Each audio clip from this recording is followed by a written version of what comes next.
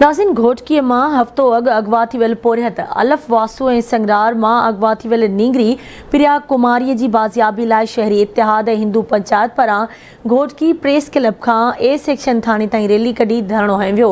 उन ई हवाले सां वीडियो लिंक ते मौजूदु आहे मुश्ताक लगारी। जी मुश्ताक, कहिड़ा तफ़सील आहिनि? नाज़रीन, घोटकी में कुछ ॾींहं अगवा थियल अलिफ वासो ऐं संगरार में जेका 17 साल की नींगरी प्रिया कुमार की बाज़ियाबी लाइ शहरी इतिहाद घोटकी ऐं जेको आहे घोटकी की हिंदू पंजाब जेका समय जेका कारकुन ऐं अॻवान हिन वक़्तु जेको आहे शहरी इतिहाद जे चेयरमैन रहे सलाब साहिब घोटो मौलवी अल्लाह नौचनो ऐं ग़ुलाम रसूल करोड़ो ऐं कैसर तमान पठान जी अॻवानी में जेको प्रेस क्लब का समय कारकुन ऐं शहरनि जी अॻवानी में जेको हिन वक़्तु धरणो आयो आहे। घोटकी ए सेक्शन ते हिन वक़्तु धरणो जारी आहे। अचो त न त ॻाल्हि ॿो कयूं शहरनि जे अॻवानी जो छा चवणु आहे। पूरो में एहतजाज आहे ऐं जेको अलिफ वासो ऐं प्रिया कुमारी जेके संगरार में अगवा थी वई आहे। कल्ह जेको ताज़ो मीरपुर में जेको वाक़ियो थियो आहे, असां उन जे लाइ शहरी इतिहाद सराफ़ एहतजाज आहियूं।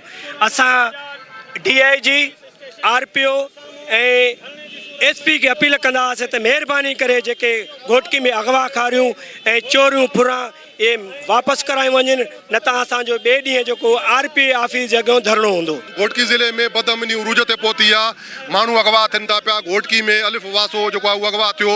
पन्ने अकिल मां छोकिरी जेकी आहे दीवान उहा अगवा थी आहे ऐं उहो ॾींहुं चंडो न आहे जंहिं ॾींहुं मोटरसाइकिल फुर नथी थिए पई, ॻोठनि मां चोरियूं थींदियूं पियूं।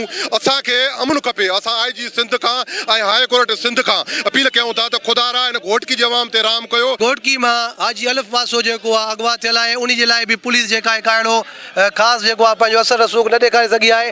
साण गॾु मीरपुर माथिलो में हिंदू बिरादरी सां हर रोज़ जेका आहिनि नित नयूं वारदातूं थी रहियूं आहिनि। असीं हुकूमत सिंध ऐं आला इदारनि खां ख़ासि करे पुलिस जे महकमे खां इहा घुर था कयूं था सखर ऐं घोटकी ज़िले में जल्द खां जल्द जेको अमुन बहाल कराए। साईं सतो ॾींहुं आहे मुंहिंजो वालिद साहिबु अगवा थी वियो आहे। घर ईंदे रस्ते मां जेको आहे अगवा थी वियो आहे। हिन महिल ताईं पुलिस अहिड़ो को कारनामो कोन ॾेखारियो आहे। मिलंदा आहिनि, सिर्फ़ु इहो चवंदा आहिनि असां कमु कयूं था पर अहिड़ो को रिज़ल्ट कोन कढियो अथनि। असांजो मुतालबो आहे SSP खां MNA मोहम्मद बख्श खनमार खां त ख़ुदा असांजी हेल्प कई वञे।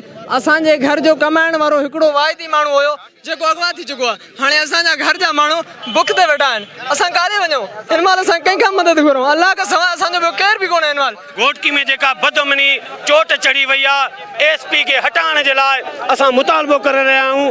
SP खे हटाए करे हिते को ऑनेस्ट ऑफिसर मुक़ररु कयो वञे। हिकिड़ी मासूम प्रिया कुमारी अगवा थियल आहे, हाजी अलिफ वासो अगवा थियल आहे। असीं वोट ॾिना आहिनि पाकिस्तान पीपल्स पार्टी खे।